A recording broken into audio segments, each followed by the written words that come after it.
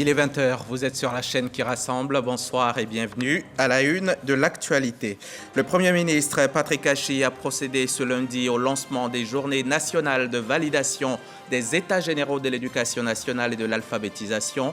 Au cours des assises, un rapport sera validé et il mettra fin au processus des concertations. Les résultats seront ensuite remis au président Alassane Ouattara. Une dizaine de références de chocolat de la marque Kinder ont été retirées des rayons de supermarchés et isolées dans les centrales d'achat par mesure de précaution et relativement à la suspicion de contamination à la salmonelle sur certains produits de cette marque. Le ministère du Commerce a visité plusieurs distributeurs. Le ministre de l'Hydraulique était dans l'Indénié du Hablin pour l'inauguration des infrastructures à Agnibilé-Cros et Bétier, ce qui devrait permettre aux localités bénéficiaires de disposer en permanence d'eau potable. Laurent Tchagba a aussi visité le chantier de construction d'un barrage sur le fleuve de la Comoé pour la desserte en eau potable à Bengourou. Au 47e jour de l'invasion, Kiev s'attend à une offensive russe imminente dans l'est du pays. Dans l'est, donc, l'armée ukrainienne estime que l'offensive est imminente. À Mariupol, assiégée, elle se tient prête à livrer son ultime bataille, tandis que le président ukrainien estime que des dizaines de personnes étaient peut-être mortes dans le port de la mer d'Azov. C'est parti pour les journées nationales de validation des États généraux de l'éducation nationale et de l'alphabétisation. Patrick Achi en a donné le top départ ce lundi. Un rapport unique sur ces États généraux sera donc validé, mettant fin au processus des concertations. Puis les résultats seront remis au chef de l'État. Le témoignage d'Alexis Ouedraogo. Rassembler la Côte d'Ivoire au chevet de l'école pour imposer le diagnostic et définir des solutions concrètes de relève. C'est l'exercice des États généraux de l'éducation nationale lancé le 19 juillet 2021. Nous sommes convaincus qu'on ne produira jamais de grands intellectuels avec des écoles casernes aux effectifs pléthoriques, mal entretenus, avec des enseignants démotivés. Il urge, Monsieur le Premier ministre, de changer qualitativement les paradigmes, les mentalités, d'enseigner autrement en innovant les stratégies d'alphabétisation et de formation initiale et continue des maîtres, enracinés dans nos cultures et ouvertes sur le monde. Une urgence bien perçue par le gouvernement qui, avec ses États généraux, ayant inclus des campagnes d'information de population, des concertations régionales et de districts et autres concertations thématiques, veut donner vie à une école ivoirienne nouvelle. Ce lundi, après 10 mois de travaux méthodiques, l'heure est à l'ouverture des journées de validation. Il est attendu de ces travaux des propositions d'action fortes, à même d'aboutir à des changements profonds du système éducatif. Nous devrons ensemble réimaginer les futurs de l'éducation nationale pour offrir à nos enfants des outils pour se réaliser eux-mêmes et hisser la Côte d'Ivoire au niveau des nations dont l'efficacité interne et externe des systèmes éducatifs sont mondialement connus. Un système éducatif de qualité conformément à la vision du chef de l'État pour une Côte d'Ivoire solidaire, basée sur des ressources humaines de qualité et qui permettra au-delà de forger une culture commune, apprendre aux futures générations le vivre ensemble.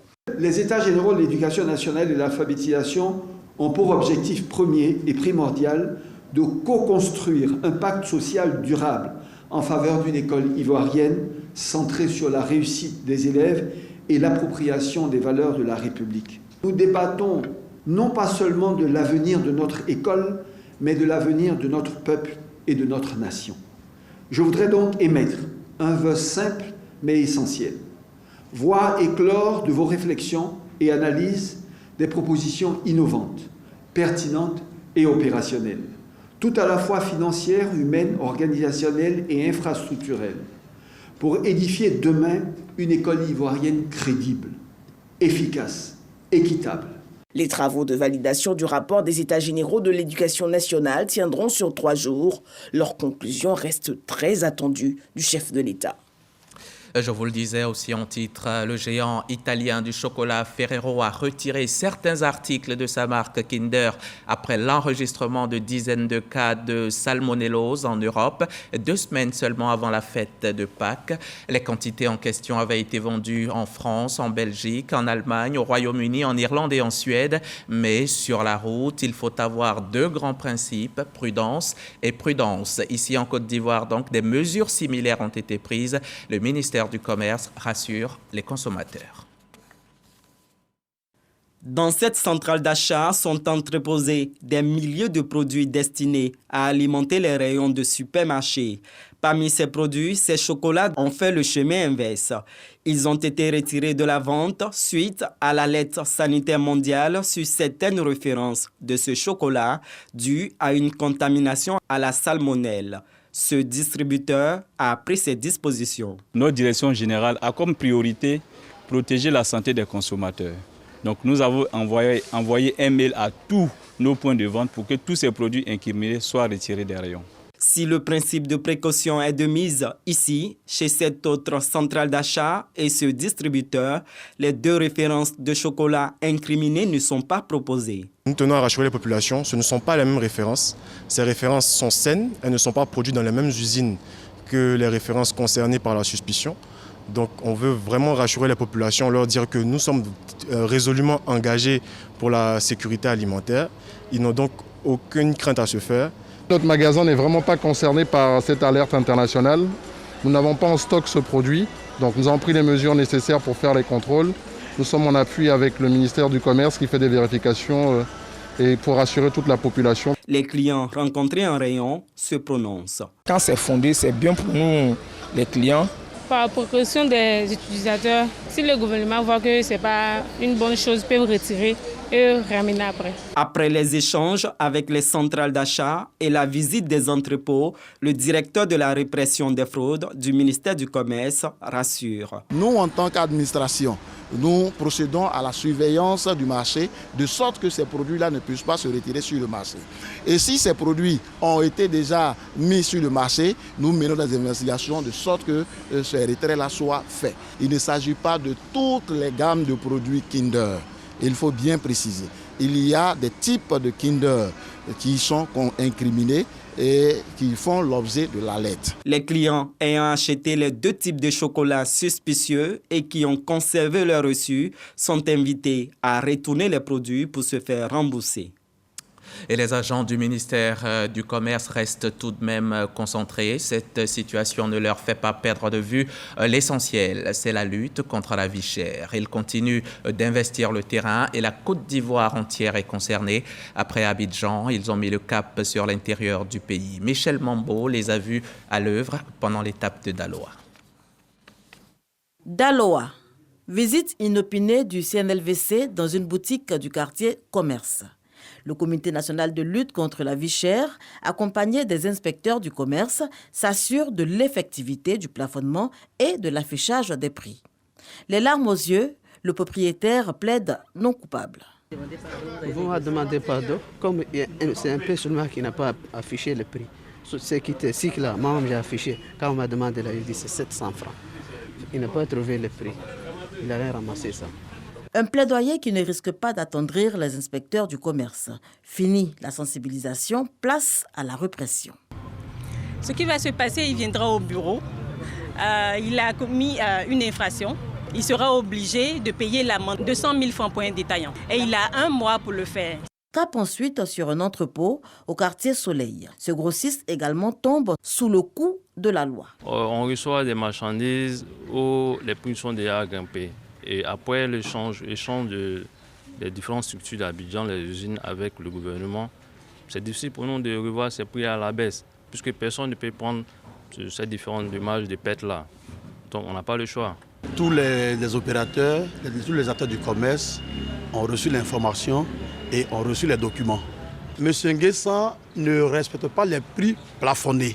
Et comme M. le ministre l'a si bien dit, nous a instruit, 0 tolérance. Alors, il sera sanctionné sévèrement et conformément à la réglementation en vigueur. Dans cette grisaille, un bon élève tout de même. Sissoko Mamadou affiche et respecte le plafonnement des prix. Et la traque se poursuit sur le marché. Après le district d'Abidjan, le Comité national de lutte contre la vie chère étend ses actions à l'intérieur du pays. Première étape donc, Daloa. Premier objectif, le strict respect des mesures prises par le gouvernement pour préserver le pouvoir d'achat des populations. Toutes les populations sont informées des décisions qui ont été prises par le gouvernement et donc tout le monde devait appliquer ces décisions-là. À l'occasion de cette visite de terrain, le comité local de lutte contre la vie chère avec à sa tête Kwame Kofi, préfet de la région du Haut-Sassandra, préfet du département de Daloa, a été officiellement mis en mission. On en vient maintenant au PSNDEA, le projet de solution numérique pour le désenclavement des zones rurales et l'e-agriculture. Le secteur agricole est en pleine réforme depuis quelques temps et le PSNDEA en est une composante essentielle. Son objectif, c'est d'améliorer la productivité des exploitants agricoles et l'accès de ceux-ci au marché. Mais comment ? Le ministre de l'économie numérique a présenté l'outil à son collègue de l'agriculture. C'était à Daloa, au centre-ouest de la Côte d'Ivoire. Il se déploie progressivement pour couvrir tout le territoire national. Déjà, le PSNDEA, à savoir le projet de solution numérique pour le développement du secteur agricole et le e-agriculture, réalise du succès dans les régions de la Marawi et du Haut-Sassandra. 300 000 acteurs de la chaîne de valeur enrôlés, 5 000 publications et 9 000 visites dans la plateforme. Cet outil du PSNDEA pour révolutionner la production et la vente des produits agricoles au moyen des technologies de l'information et de la communication. Une fois dans la base de données, si vous avez de la production disponible, vous publiez cette production sur la plateforme. Et tous les acteurs qui sont dans l'écosystème ont accès à cette production. Si vous avez un besoin d'achat, vous publiez votre besoin sur la plateforme. Gratuits sont les services de la plateforme du PSNDEA pour améliorer la productivité des exploitants agricoles et l'accès de ceux-ci au marché, atténuer l'impact du Covid-19 sur le secteur agricole, accroître l'accès des services numériques dans les zones rurales. L'innovation, donc la clé de la relance de l'économie agricole, selon les ministres de l'économie numérique et de l'agriculture. On est 28 millions d'habitants pour 42 millions de téléphones. Donc chaque Ivoirien a au moins 1 à 2 téléphones. Ça montre que malgré tout, on sait l'utiliser. Donc il n'y a aucun problème. C'est un produit qui est simple, facile à utiliser, avec des images. Donc une tomate, tout le monde sait la reconnaître. Il suffit de cliquer dessus pour qu'on puisse en acheter. Ça permet aux paysans de pouvoir échelonner sa production. C'est l'avantage d'abord qu'on tire de cette plateforme numérique. Ensuite, nous avons la possibilité aujourd'hui de connaître tous les marchés. Donc nous demandons à tous nos producteurs, à tous les commerçants de pouvoir s'approprier un tel outil. Gérée avec le concours de la NADER et de l'OCPV, la plateforme du PSNDEA intègre les produits vivriers et maraîchers comme les produits de rente tels la noix de cajou. Des solutions développées au volet 2 du PSNDEA, financées par la Banque mondiale et mises en œuvre par les ministères de l'économie numérique et de l'agriculture. Un reportage de Léon Broukwame de la station régionale RTI Bouaké. Je vous amène maintenant dans l'Indénuet Duablin où le ministre de l'Hydraulique s'est rendu cette semaine. Laurent Tchagba a pu effectuer une inauguration, l'inauguration de plusieurs infrastructures réalisées donc à Agnibilé-Crou et Bétier, des infrastructures qui permettront aux populations de disposer désormais d'eau potable. On en parle avec notre correspondant sur place, Herman Yamia. Fini les pénuries d'eau dans les ménages de la ville d'Agnibilé-Crou. La production d'eau potable qui était de 3158 m3 jour pour un besoin journalier de 3754 m3 passe désormais à 5156 m3 jour. Grâce au renforcement de la production en eau potable de la ville d'Agnibilé-Crou, le déficit de 598 m3 jour est résolu et la ville dispose désormais d'un excédent de production de 1402 m3 jour.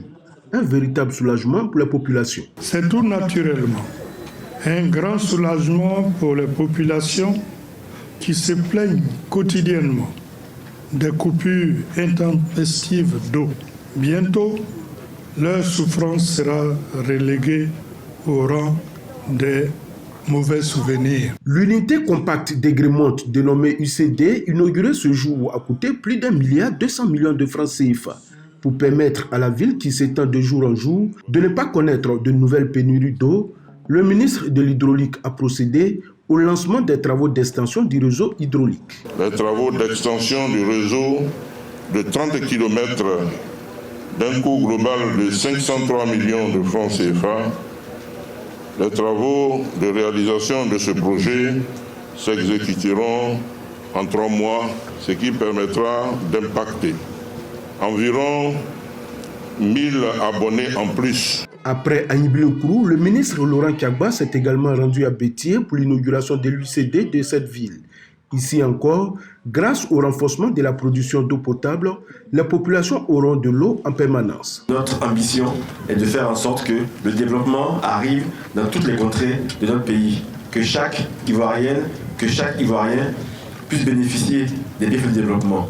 L'eau, source de vie, et grâce au ministre Laurent Kagba et à son équipe, sous l'impulsion du président de la République et du premier ministre du gouvernement, l'eau sera une réalité, l'eau potable de bonne qualité sera une réalité pour tout un chacun. À Abengourou, où le ministre de l'Hydraulique a commencé sa visite dans l'Indéné Guablin, Laurent Kagba s'est rendu sur les chantiers du projet d'alimentation en eau potable de la ville d'Abengourou et des localités environnantes, notamment le barrage en construction sur le fleuve de la Koumoué dans le village de Dalo, les châteaux d'eau en construction à Etienne-Kro, Kogina et à Abengourou. À l'issue de sa visite, il a rencontré la population pour une réunion de restitution. L'eau potable pour les populations, une priorité pour l'État, la sécurité des populations, un autre engagement du gouvernement. C'est en cela que le ministre d'État, ministre de la Défense, était cette semaine dans le nord de la Côte d'Ivoire, à Diawala précisément. Le ministre d'État y était donc pour superviser le temps d'une journée la construction, les travaux de construction de la future brigade de gendarmerie de la zone. Des travaux bien avancés, on n'attend plus que les équipements. C'est le constat fait par Kader Sogodogo. Voici la nouvelle brigade de gendarmerie de la sous-préfecture de Diawala. Nous sommes dans le département de Ouangolodougou. Elle est visitée par le ministre d'État, ministre de la Défense, Téné Birahima Ouattara. Bonne nouvelle, le bâtiment est entièrement achevé. La clôture également. Reste l'équipement. Son ouverture n'est qu'une question de semaines. Le conseil régional a été bien inspiré de créer une brigade de gendarmerie ici à Diawala. Il y a eu des soucis entre Diawala et Niélé ces derniers temps et il a fallu que le commandant supérieur de la gendarmerie avec ses hommes se déploie ici dans cette zone pour essayer de ramener le calme. Donc la construction de cette brigade de gendarmerie, je dirais, vient à point nommé. La brigade de gendarmerie de Diawala a été entièrement financée par le conseil régional du Thiologo avec à sa tête le ministre d'État, Téné Birahima Ouattara. Bâtie sur une superficie de 0,75 hectares, elle dispose de 14 bureaux, de 3 chambres de sûreté. 100 gendarmes sont actuellement présents à Diawala suite à un conflit début mars entre 2 villages de Diawala et de Niélé. Le bilan, 7 morts. L'ouverture de cette brigade viendra sûrement dissuader toute forme de velléité dans la zone. Et on ne devrait donc pas s'entre-déchirer ainsi pour ainsi avoir des bords entre nous. On doit avoir un ennemi commun, se battre pour un idéal. Dans la Maraoué, on dit non justement aux violences. Les populations se sont réunies récemment autour de leur préfet de région pour parler paix, cohésion et vivre ensemble. Jean-Marc était témoin de la rencontre. C'est une initiative du préfet du département de Gongba Guy Georges, qui dès l'entame de la rencontre égrène le chapelet d'événements qui ont mis à mal la cohésion sociale dans la localité. Il s'agit de graves incidents constatés lors des 2 dernières échéances électorales, notamment à Boisflé, Saint-Fra et plus récemment à l'occasion du renouvellement de la municipalité de Boisflé. Les chefs traditionnels souhaitent être en première ligne pour les règlements des conflits. Les politiciens font la politique. Nous, les chefs traditionnels, nous faisons la paix, la réconciliation entre nos populations. Que les politiciens fassent leur politique, mais ne s'ingèrent pas dans le travail des chefs traditionnels. Le ministre Epiphane Zoro se réjouit de ce cadre d'échange qui permettra de consolider la cohésion sociale dans la Marawi. Nous sommes heureux que des échanges aient été francs, des échanges directs. Les acteurs politiques de tous bords se sont retrouvés. On s'est tous parlé et il y a eu un consensus autour d'une seule chose, l'engagement de chacun pour que la vie politique dans la Marawi soit apaisée. Sans la paix, il ne peut pas y avoir de développement. Sans cohésion sociale, il ne peut pas y avoir de développement. Et c'est le message qui a été passé et entendu par toutes et tous. On va maintenant ouvrir le chapitre politique de cette édition avec les activités du secrétariat national chargé des enseignants RHDP. Après la restructuration donc de leur formation politique, les enseignants RHDP de Côte d'Ivoire ont présenté leur programme d'action à venir. On en parle avec Abou Sanoub. Cette rencontre est la première du genre depuis la restructuration du Rassemblement des oufouettistes pour la démocratie et la paix RHDP. 4 points étaient à l'ordre du jour. L'élaboration de la feuille de route, l'axe du travail, la présentation de la matrice d'action et la présentation des changements intervenus au niveau de la constitution du Bureau national. Et il s'agit, selon le secrétaire national chargé des enseignants du primaire, du secondaire et du technique Abdoulaye Kouyaté, d'œuvrer pour le rayonnement du RHDP. Nous en avons profité pour tracer notre axe, n'est-ce pas, de travail, pour nous mettre véritablement à la disposition, n'est-ce pas, de notre parti. Ces axes, de mon point de vue, nous allons l'exposer, n'est-ce pas, au niveau du secrétariat exécutif. Si cela est validé, nous allons l'exécuter. Plusieurs actions sont prévues pour investir le terrain et remobiliser les enseignants RHDP sur toute l'étendue du territoire national à travers des tournées de sensibilisation et de formation. Ces dernières seront ponctuées par les investitures des sections locales du secrétariat national chargé des enseignants RHDP. Et nous sommes au 10e jour du mois de Ramadan, le mois saint par excellence des musulmans, car il constitue le mois du jeûne. Les autorités du Sud Comoé viennent de faire don de vivres et de non-vivres aux musulmans de la région.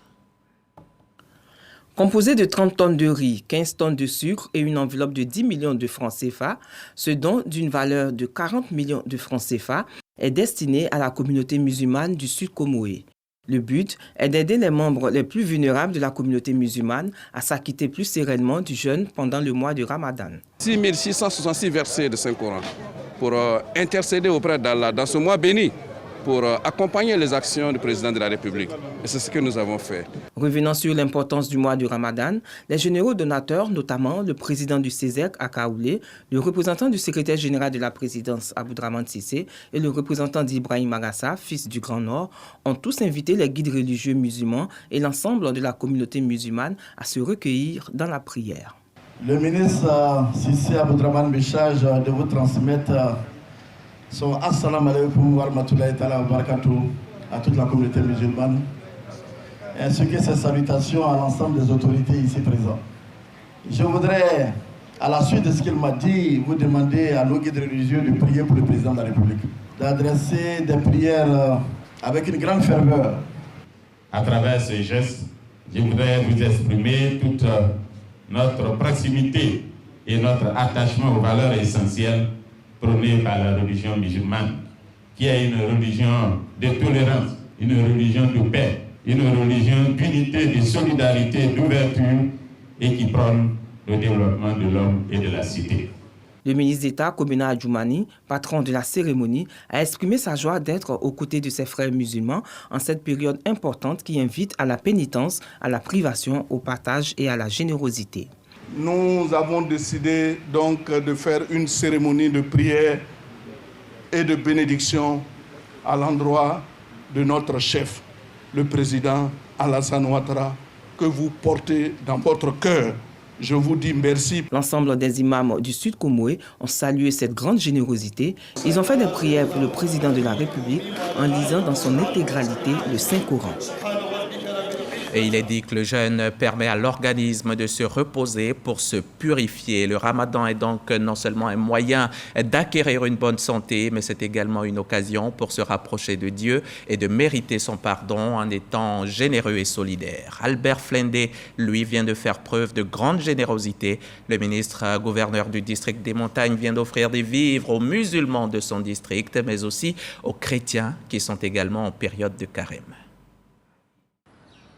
1 tonne de riz, une demi-tonne de sucre, 3 paquets d'hosties pour la communauté catholique de Mans. Un don d'Albert Flendé, ministre-gouverneur du district des Montagnes. Le cheminement religieux a toujours une importance. Le carême débouche sur Pâques.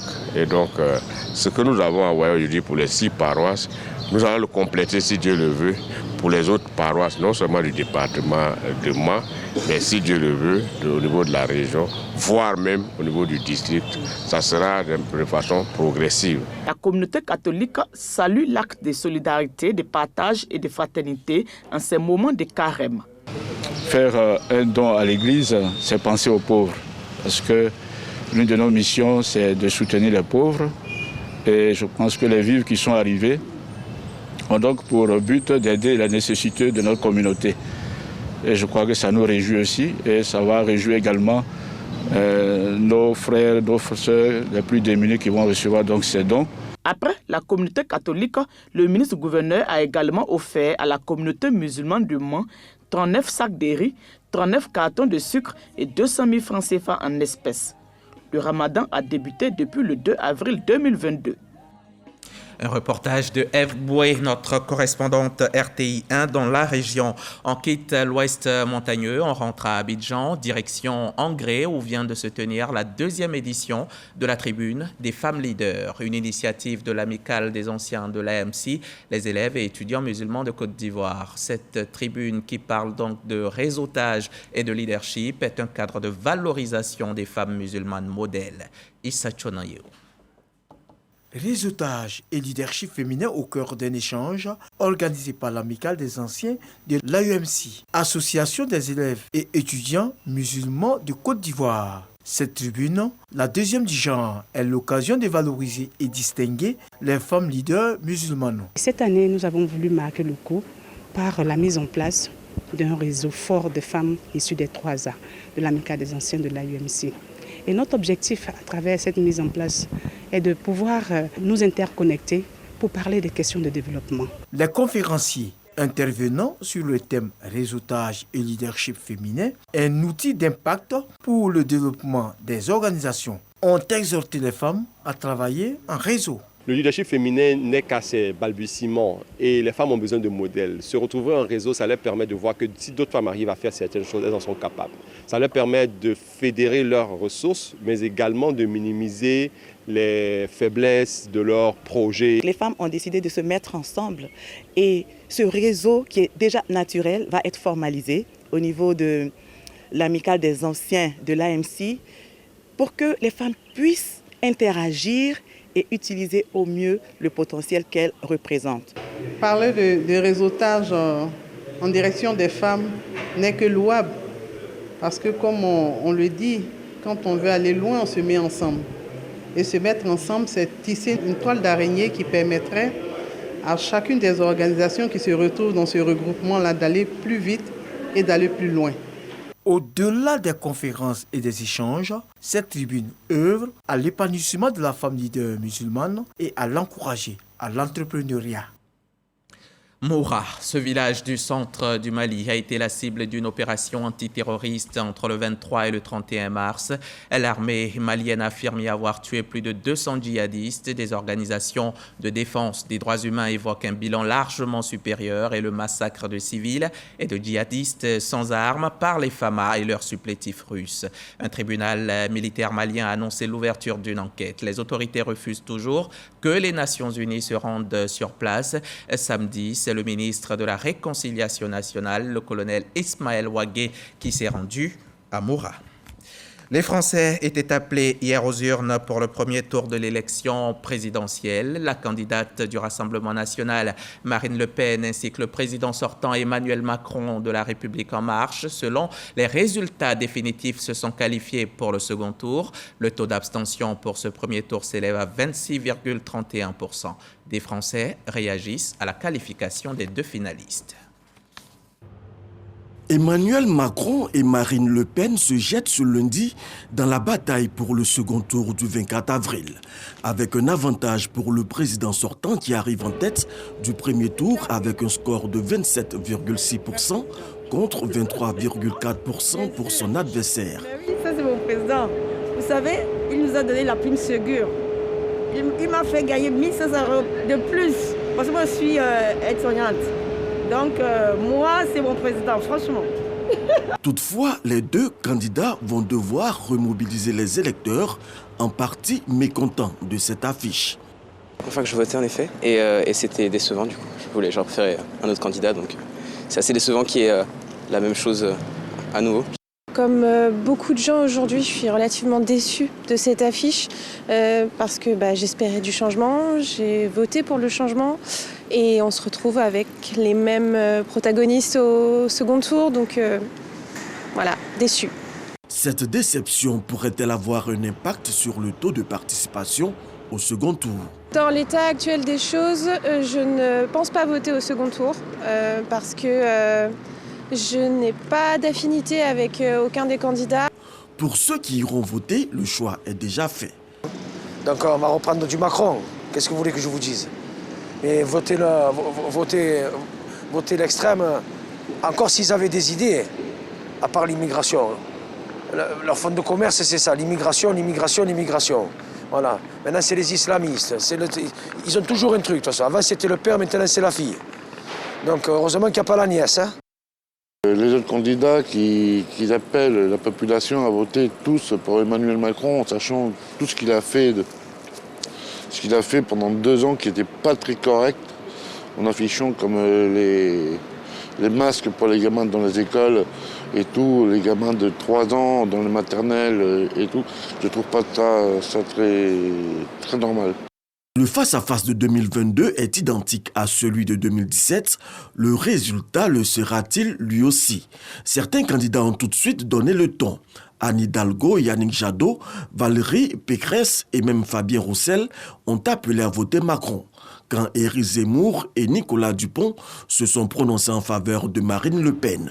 L'issue du scrutin du 24 avril dépendra en grande partie du choix des électeurs de Jean-Luc Mélenchon, arrivé en 3e position avec 21,9% des voix. Mélenchon a déjà déclaré ceci, pas une voix pour Marine Le Pen, mais sans appeler à voter Macron. Que vont faire les quelques 20% d'électeurs qui avaient choisi l'insoumis? Ce sera l'une des clés d'un second tour qui n'est pas joué d'avance.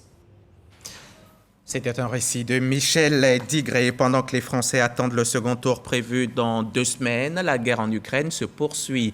Nous sommes au 47e jour de l'invasion et Kiev s'attend à une offensive russe imminente dans l'est du pays, tandis que l'exode difficile des civils se poursuit dans les régions du Donbass. Dans l'est, l'armée ukrainienne estime que l'offensive est imminente. À Mariupol, assiégée, elle se tient prête à livrer son ultime bataille, tandis que le président ukrainien a estimé que des dizaines de personnes étaient peut-être mortes dans le port de la mer d'Azov.